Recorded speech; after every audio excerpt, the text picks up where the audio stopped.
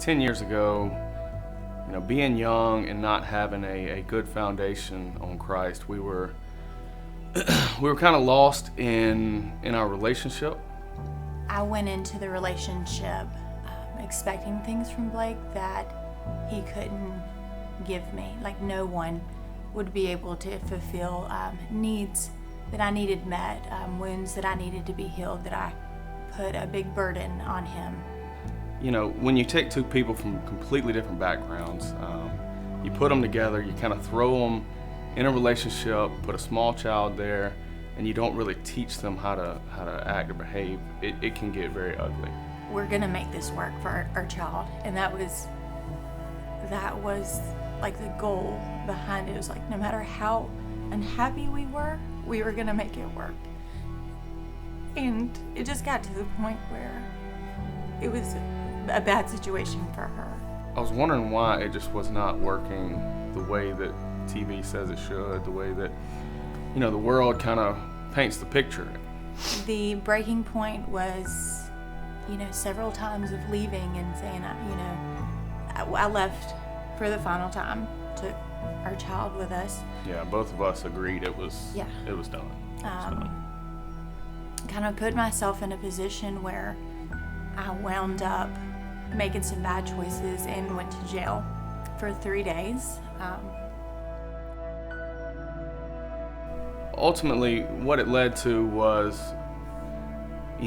me searching for something, me looking out, trying to figure out why my life was messed up, why everything was jacked up, where it was headed, what it was doing.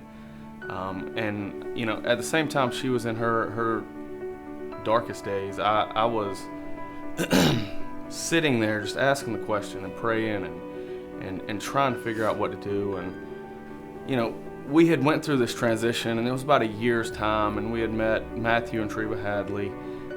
They were going to Vaughn Forest at the time, and at that point we didn't have a church home, we didn't have a church family. So again, we're searching. We're like, all right, we know what path we need to be on, but we don't necessarily know how to get there. God worked through them to invite us here. We were scared. It was a little nerve-wracking coming to a big church. But what happened was we ended up getting plugged into a small group, really making good relationships, really, finding a lot of people that we could relate with, that we could just do life with. And it really started changing things, changing our mindsets, changing the way we look at things, the way we view the world, really. The life friends that we have made not only helped Blake and I recover from our own hurt and our own past, but they always have led us to God's word every time. Every time it's a stable, secure place to kind of grow closer to God alongside people who've been there before. 5 years ago, there was not any love between us. I mean, I know me personally, I did not feel that towards Lindsey, and I was not even sure that I could ever get it back. And today, through, God's love, I have found more love for Lindsey than I ever imagined that I could have. I didn't know how to love, so that was God's love for me allowed me to love Blake. Not only that, we've had 2 more children since then. We were very fortunate again to have friends lead us to this place, to lead us to this point in our lives. And the most beautiful part of it is we're able to help others now.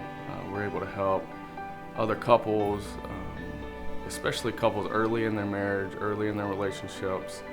We're able to help them get through struggles and find God through the other side. You can get so caught up with being embarrassed or ashamed of your past, and I think that's what the devil tries to tell us, that nobody will understand or people will look at you differently. But the only way to glorify God from our mess is to turn it into a message, and that is what we live for. We're not ashamed. It's embarrassing, yes, but it's only as powerful as we let it be. And this is our story.